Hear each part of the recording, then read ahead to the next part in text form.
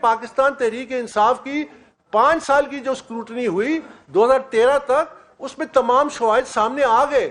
انہوں نے جان بوجھ کے کنسیلمنٹ کی، انہوں نے بینک اکاؤنٹ چھپائے، انہوں نے غیر قانونی غیر ملکی فنڈنگ کو چھپایا. یہ سب سامنے آنے کے بعد چونکہ قدغن تھی 5 سالوں کی 2013 تک، تو ابھی آئندہ کے جو 5 سال تھے جس میں دھرنے ہوئے، جس میں بہت سارا اور پیسہ آیا، غیر قانونی فنڈنگ ہوئی، جس سے پاکستان کی سالمیت کو داؤ پہ لگایا گیا. یہ فنڈنگ کا معاملہ انتہائی سنگین ہے. آپ یہ اندازہ لگائیے کہ یہ جو ناٹک ہوا ہے اس میں الیکٹرل کالج ہی نہیں ہے، اس میں ووٹنگ ہی نہیں ہے. ابھی صبح الیکشن ہونے تھے اور ساتھ ہی ریزلٹس کا اعلان کر دیا گیا، اور تمام کے تمام جو ہیں وہ اکثریت کم از کم جو ہے وہ بلا مقابلہ منتخب ہو گئے. تو یہ تو ایک بہت بڑا فراڈ ہوا ہے، بہت بڑا فساد ہوا ہے. تو ہماری یہ جو ساری جدوجہد ہے، دیکھیے میں سمجھتا ہوں اور ہم سب جو پی ٹی آئی کے جو اوریجنلز ہیں ہم سمجھتے ہیں 2 کام کرنے ہیں آپ کو. اور میں اب اداروں سے مخاطب ہوں، جس طرح الیکشن کمیشن ہو گیا، جس طرح ہماری ہائر جوڈیشری ہو گئی. 2 کام کرنے والے ہیں. ایک، ہر جماعت میں ڈیموکریسی لانے کے لیے جو اویلیبل قوانین ہیں ان کو نافذ کریں، وہی آپ کی لیڈرشپ کے مسئلے کا حل ہے. 2، آپ ہر جماعت کی جو فنڈنگ ہے اس کی اسکروٹنی کریں.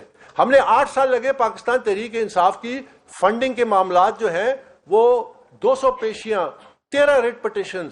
اس کے باوجود 2 اگست 2022 کو ایک فیصلہ آیا، تاریخی فیصلہ، جس میں تمام وہ غیر قانونی فنڈنگ، فورن کمپنیز کی فنڈنگ سامنے آئی. ہم سمجھتے ہیں کہ ہر جماعت کو اس سے گزرنا چاہیے. اب یہ 2 مہینے کا عمل ہے، 3 مہینے کا عمل ہے. آپ نے اسٹیٹ بینک کو خط لکھنا ہے، ان کے اکاؤنٹس منگوانے ہیں اور اکاؤنٹس کو کمپیئر کرنا ہے، آڈٹ رپورٹس جو وہ سالانہ جمع کراتے ہیں. الیکشن کمیشن آف پاکستان کو انتظار کرنے کی ضرورت نہیں ہے. جو سپریم کورٹ کا ایک فیصلہ موجود ہے 2017 کا، جس میں الیکشن کمیشن کو یہ اختیار دیا گیا ہے کہ وہ نہ صرف کسی کی کمپلینٹ پہ اور کریڈیبل ثبوت پہ، بلکہ وہ سو موٹو ایکشن لے سکتی ہے. اب میں آپ کو مثال دیتا ہوں کہ پاکستان تحریک انصاف کی 5 سال کی جو اسکروٹنی ہوئی 2013 تک، اس میں تمام شواہد سامنے آ گئے. انہوں نے جان بوجھ کے کنسیلمنٹ کی، انہوں نے بینک اکاؤنٹ چھپائے، انہوں نے غیر قانونی غیر ملکی فنڈنگ کو چھپایا. یہ سب سامنے آنے کے بعد چونکہ قدغن تھی 5 سالوں کی 2013 تک، تو ابھی آئندہ کے جو 5 سال تھے جس میں دھرنے ہوئے، جس میں بہت سارا اور پیسہ آیا، غیر قانونی فنڈنگ ہوئی، جس سے پاکستان کی سالمیت کو داؤ پہ لگایا گیا. یہ فنڈنگ کا معاملہ انتہائی سنگین ہے. ہم یہ ریکویسٹ کرتے ہیں کہ جو ہمارے ادارے ہیں، جو آئینی ادارے ہیں، وہ ان معاملات کا سنجیدگی سے نوٹس لیں. آج جو پاکستان تحریک انصاف کے ورکرز کی فنڈامنٹل رائٹس کی دھجیاں اڑائی گئی ہیں، ان کو ٹرمپل کیا گیا ہے، ان پہ ڈاکہ ڈلا ہے، اس کا نوٹس لیں. ہم اپنے طور پہ انشاءاللہ الیکشن کمیشن میں یقیناً یہ حقائق رکھیں گے، اور آنے والے دنوں میں الیکشن کمیشن کے سامنے تحریری طور پہ یہ تمام رکھیں گے، اور تمام جو ہم ورکرز ہیں یا فاؤنڈنگ ممبرز ہیں وہ اس کا حصہ بنیں گے. پھر اس کے بعد یہ الیکشن کمیشن کی ذمہ داری ہے کہ وہ ان شواہد کو سامنے رکھ کے آئین اور قانون کے مطابق کیا فیصلہ کرتے ہیں. لیکن یہ بہت امپورٹنٹ ہے، ہر سیاسی جماعت بلا تفریق، چاہے وہ پاکستان پیپلز پارٹی ہے، چاہے وہ پاکستان مسلم لیگ نواز ہے، چاہے وہ جماعت اسلامی ہے، چاہے وہ MQM ہے، ان کو اس سے گزاریں. پاکستان کی سیاست میں تبھی ایک نئی ہوا، تازہ ہوا. پاکستان کی سیاست کا ایک بڑا المیہ یہ ہے کہ پاکستان میں قابل لوگوں کی، باصلاحیت لوگوں کی کمی نہیں ہے. یہ جو روزانہ بھاگ بھاگ کے یورپ اور امریکہ جا رہے ہیں وہ پاکستان میں پرفارم کر سکتے ہیں، لیکن پاکستان میں وہ لیڈرشپ رول میں نہیں آ سکتے، کیونکہ سیاسی جماعتوں پہ قبضہ ہے، اجارہ داری ہے، بادشاہی ہے، مورثی سیاست ہے.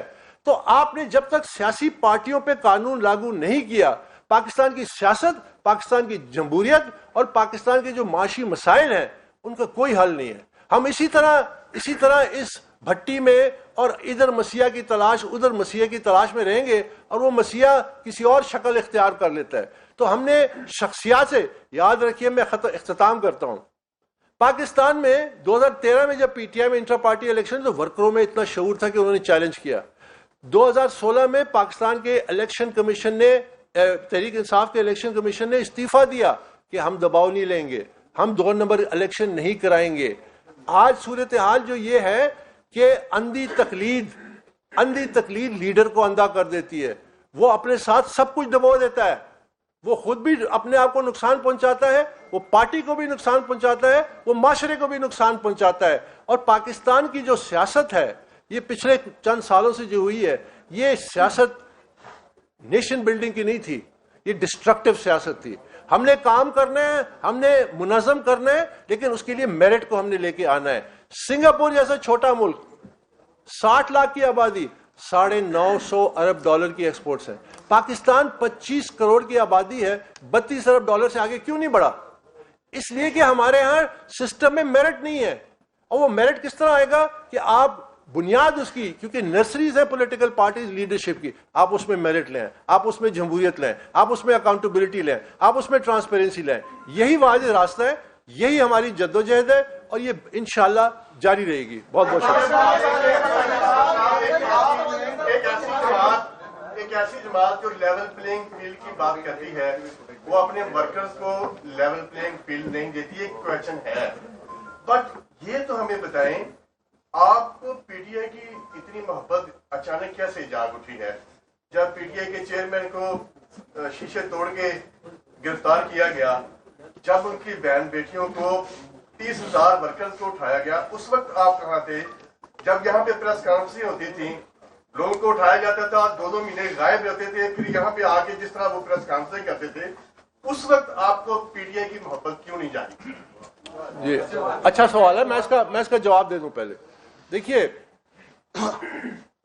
یہ جو حالات بنے ہیں اس کی میں نشاندہی, واحد شخص تھا جو الیکشن کمیشن کے باہر کھڑے ہو کے ہر پیشی کے بعد میں اس کی نشاندہی کرتا تھا کہ یہ تباکن سیاست ہے, یہ پاکستان کی جو سیاست ہے اس کو بھی داؤ پہ لگائے گی, پاکستان کی معیشت کو داؤ پہ لگائے گی, پاکستان کی قومی سلامتی کو داؤ پہ لگائے گی.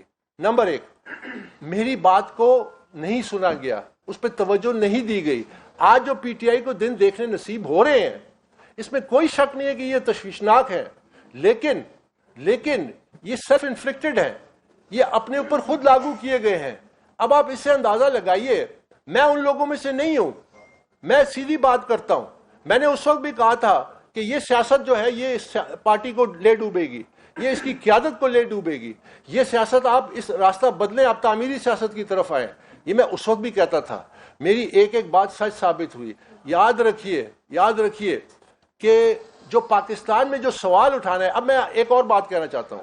جو پاکستان کے جو نامور وکیل ہیں جو آج اس فساد اور فراڈ کا حصہ بنے ہیں, آج تک کسی نے یہ بات اٹھائی ہے کہ جی پچھلے 6-7 سالوں میں یہاں بلوے ہوئے, یہاں جوڈیشل کمپلیکس پہ حملے ہوئے, یہاں پہ سپریم کورٹ کے باہر ہوا, یہاں پہ پارلیمنٹ کا گیٹ توڑا گیا, ابھی تک ایک شخص کو سزا نہیں ہوئی.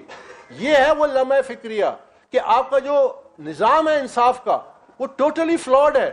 وہ جسٹس, کیا امریکہ میں مارشل لا ہے جو ایک شخص کو, وہ جو کیپٹل ہل پہ حملہ کیا اس کو 14 سال قید, 20 سال قید, 10 سال قید وہ دے رہے ہیں. فرانس میں بلوے ہوئے ساری رات عدالتیں بیٹھی, وکیلوں کو آدھا گھنٹہ ٹائم دیا ڈیفینس کا, فیصلے سنائے گئے. پاکستان میں جب تک آپ ریٹ آف دا اسٹیٹ قائم نہیں کریں گے, تو یہ بات جو آپ کہہ رہے ہیں, میں تو 8 سال اس کی اجاگر کرتا رہا کہ یہ آنے والا ہے یہ برا وقت, اور میرا سارا ریکارڈ آپ کے سامنے ہے اور میڈیا کے سامنے ہے. تو میں اس میں کسی قسم کی میری طرف سے کوئی چوک نہیں ہوئی.